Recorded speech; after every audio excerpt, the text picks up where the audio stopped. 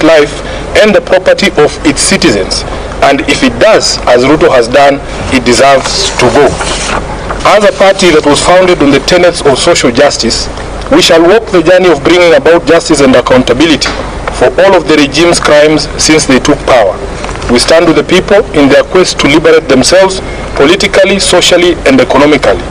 Kenyans asked us to stand with them against the punitive tax proposals in the finance bill, and we did. Of the 115 members of the National Assembly who stood with the people and voted against the bill on the floor, 73 were in fact members of ODM. We applaud these great patriots and thank them for being true representatives of the people. As a party, we celebrate you for being on the right side of history, and the party has charged the Honorable Opio and I and the Whip Junet Mohammed to convey this message to each individual member who stood with the people of Kenya. Sadly, a few of our members went against the wishes of the people and sided with the oppressor, and we will speak to the consequences shortly.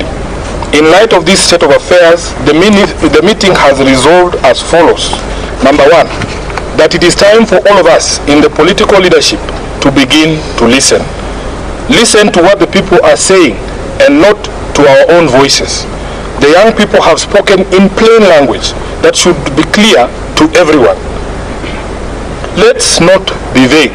Let's just do what the young people are telling the government to do.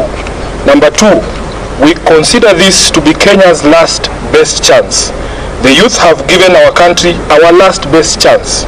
We either seize it and swim with it by implementing all their demands, or we ignore it and sink the country altogether. Number three, that the Kenya Kwanza regime must take full responsibility for all the deaths, injuries, and destruction of property arising from the violent suppression of peaceful protests. The president must publicly direct his security organs to forthwith seize the ongoing abductions, an exercise that we believe is being undertaken with his full approval and the approval of the state. He must account for and order the release of all detainees abducted by these security agencies. Number four, that the Independent Police Oversight Authority must expedite investigations into all these incidents, including allegations of mass murder by police in Githurai and in Rongai. We were shocked to watch the president claim on live television that only one life was lost. It tells you how out of touch with reality he is. Number five, that in our view, what happened on the 25th of June 2024 amounted to a vote of no confidence in the Ruto regime.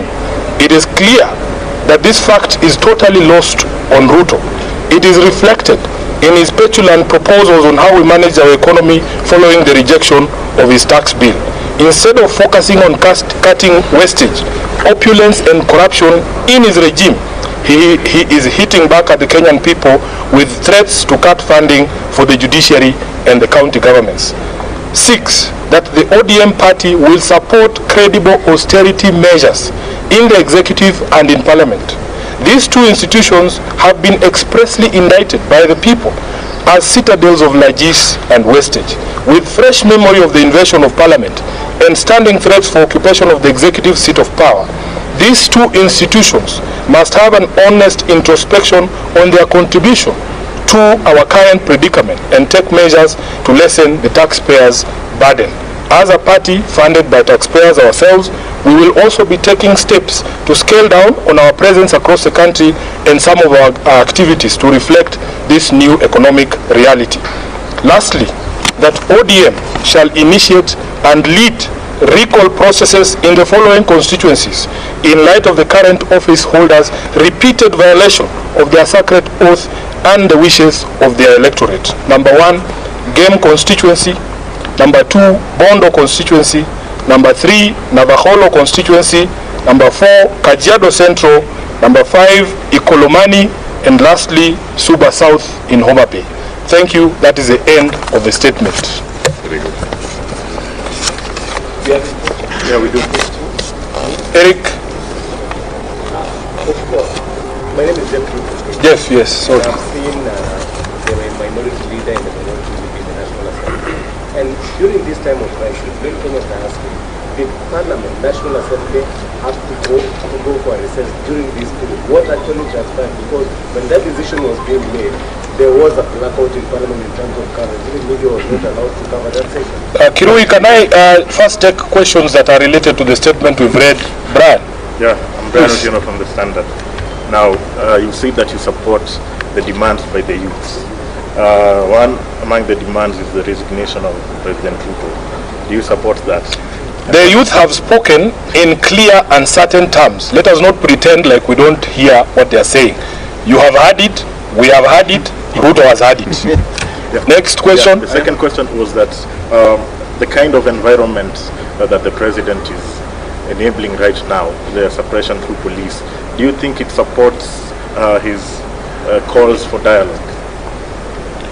No, because nobody believes what the president is saying. His actions and words are totally different. And what we have called for in our statement, first of all, is he must publicly speak to his police, publicly, and tell them that he knows what they are doing and Kenyans have asked that he stop. So if he doesn't stop that, really, there is really nothing to discuss. Many of the people he is looking for to have a discussion with are actually in custody. Let's look. You have listed some 5 constituencies that you are going to initiate the recall to. 6. 6. Yes. You know they are not the only ones who voted yes from the party. How did you arrive at the 5? And then secondly, yes, the criteria was very simple. In our statement we have said repeat offenders. Those who voted against the wishes of the people in 2023 and again did it in 2024 because there are few who met their Damascus moments this year. There are some who voted no. Yes, this is the criteria we have applied, Luke, and we want to be able to focus on these 6 as a lesson to all the others. Is there any other question? Thank you. Thank you. Thank you very much. Asanteni sana.